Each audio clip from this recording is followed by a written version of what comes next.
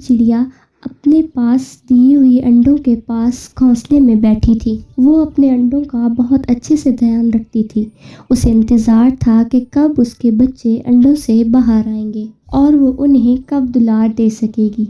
जंगल का मौसम काफ़ी तेज़ी से बदल रहा था और चारों तरफ हवा का तूफान जंगल को घेरे हुए था।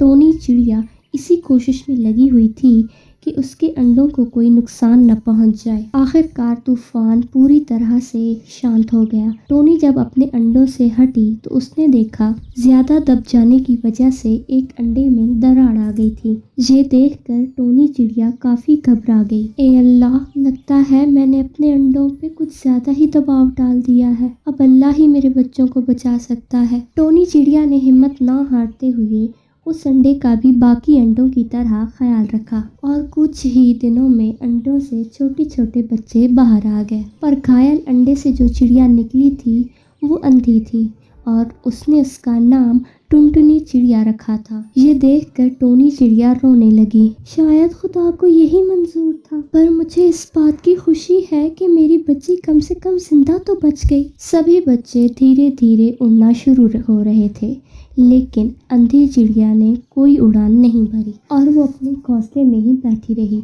टोनी चिड़िया उसके लिए खाना लाती थी और उसे खिलाती थी। जल्द ही टुनटुनी चिड़िया को उड़ने का मन करता, मगर वो सिर्फ अपने घोंसले में बैठकर अपने पर फड़फड़ाती थी।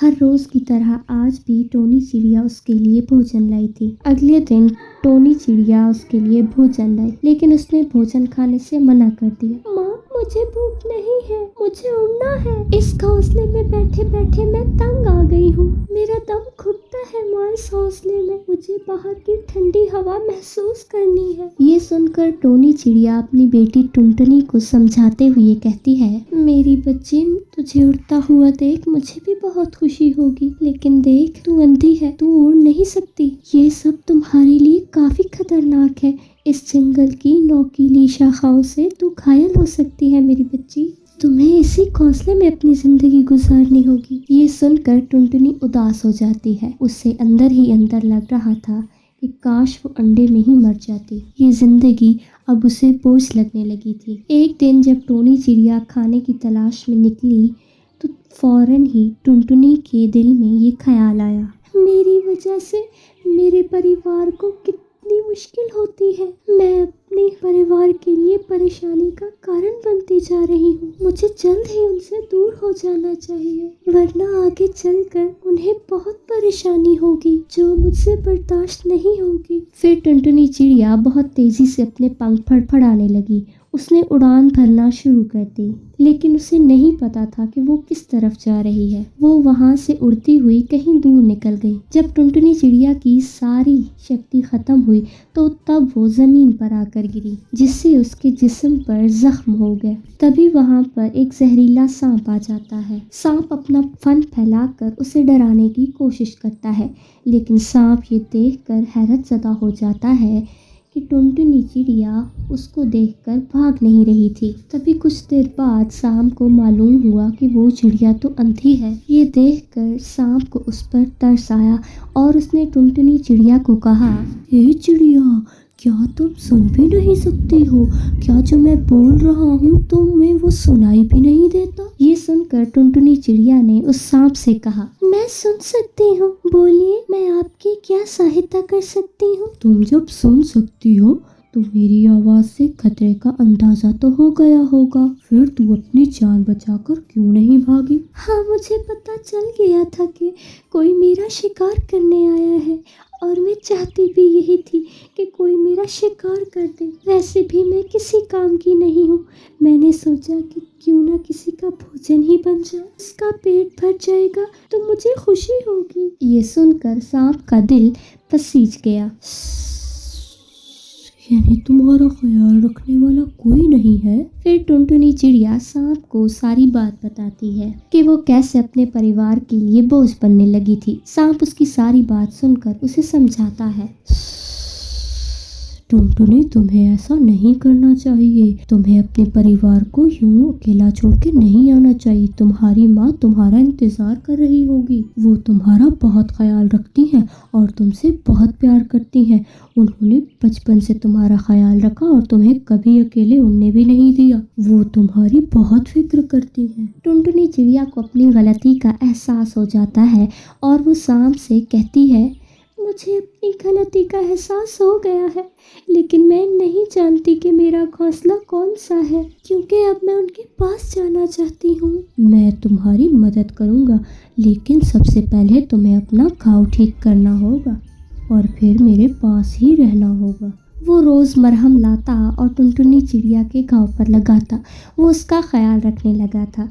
एक दिन वो टुनटुनी चिड़िया पर मरहम लगा ही रहा था कि टुनटुनी चिड़िया को ढूंढते हुए टोनी चिड़िया वहां पहुंच गई। जब उसने सांप को अपने बच्चे के पास देखा तो उसने जल्दी से सांप को अपनी चोंच में उठाकर बहुत ऊंचाई पे ले गई और वहां से उसे नोकीले पत्थरों पर फेंक दिया और वहीं पर सांप की मौत हो जाती है। उसे मालूम हुआ कि सांप ही उसकी रक्षा कर रहा था और ये जानकर टोनी चिड़िया को अपने किए पर बहुत पछतावा होता है। सांप ने जाते जाते अपना वादा पूरा किया। टोनी चिड़िया का परिवार अब फिर से पूरा हो गया था, लेकिन उसको आज भी सांप को मारने का बहुत दुख था।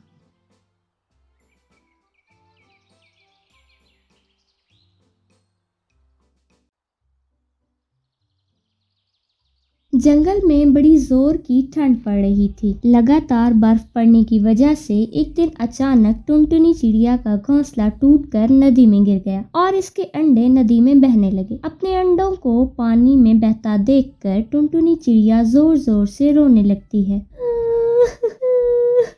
बंटी जी, अरे ओ बंटी जी, जल्दी से मेरे बच्चों को बचाइए, कहीं मेरे बच्चे मुझसे दूर ना हो जाए। नदी का मोह बहुत बढ़ रहा है, बहते हुए अंडे कहीं दूर न चले जाए, जल्दी बचाइए बंटी जी। टुनटुनी, तुम रो मत, मैं अपने अंडों को कुछ नहीं होने दूंगा।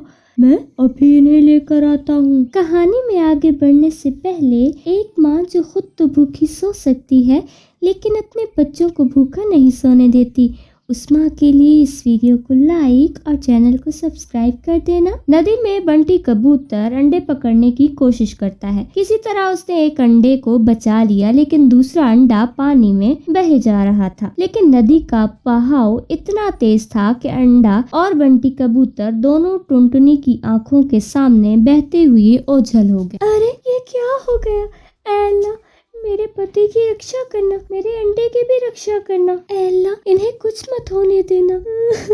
जंगल की ठंड टुनटुनी पर कहर बनकर टूटी थी। वो अपने एक अंडे को लेकर कालू कौवे के घर चली जाती है। कालू भैया, अरे ओ कालू भैया, जल्दी से दरवाजा खोलो, मेरे ऊपर बहुत बड़ी मुसीबत आन खड़ी है, मेरी मदद करो कालू भैया, मदद करो। कालू कौवा और सुंदरी कवि भी ठंड की वजह से वो दोनों अपने घर में दुबके हुए थे। सुंदरी, देखो कौन है, कौन इतनी ठंड में पंछी आया है। अगर कोई पंछी रहने के लिए आया है तो उसे बिल्कुल मना कर देना। ये सुनकर सुंदरी कवि दरवाजा खोलती है। क्या हुआ चिड़िया, इतनी ठंड में अंडा लेकर कहाँ घूम रही हो?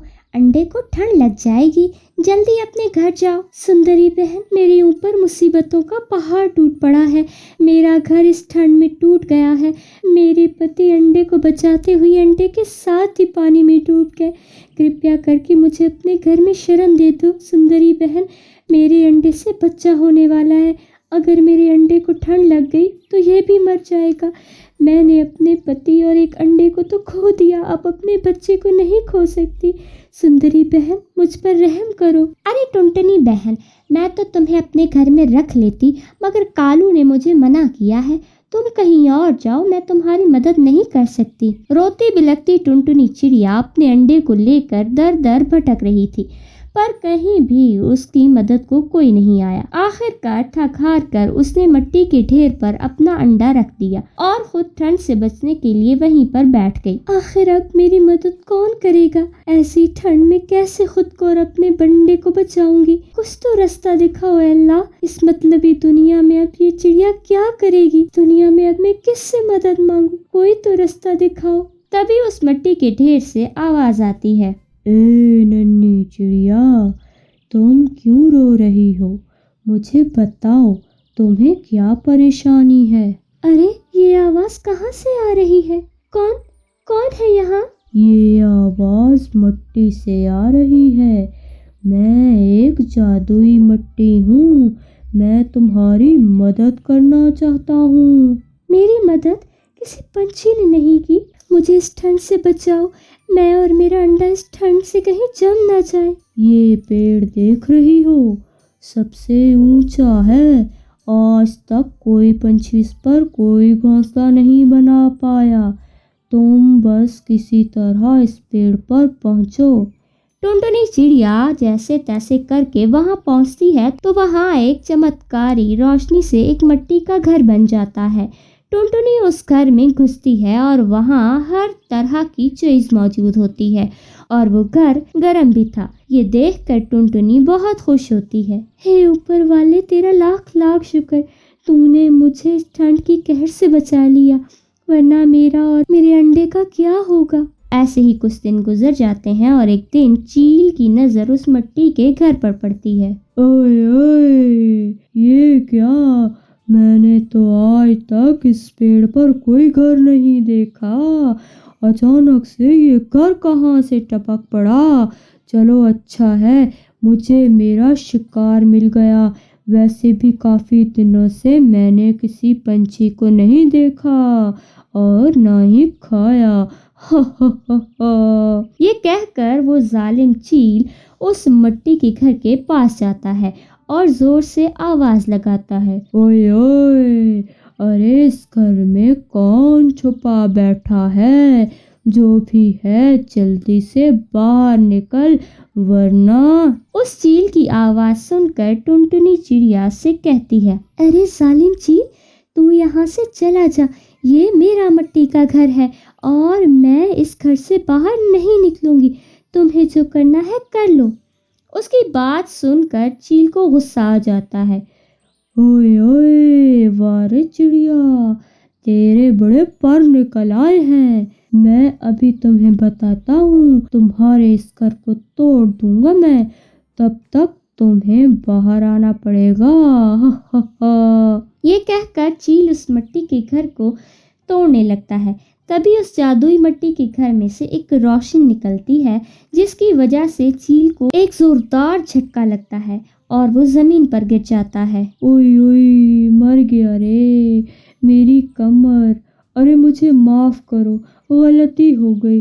अब मैं दोबारा इस घर तक नहीं आऊंगा। ये देखकर टुनटुनी चिड़िया बहुत खुश होती है और खुशी खुशी उस मिट्टी के घर में रहने लगती है।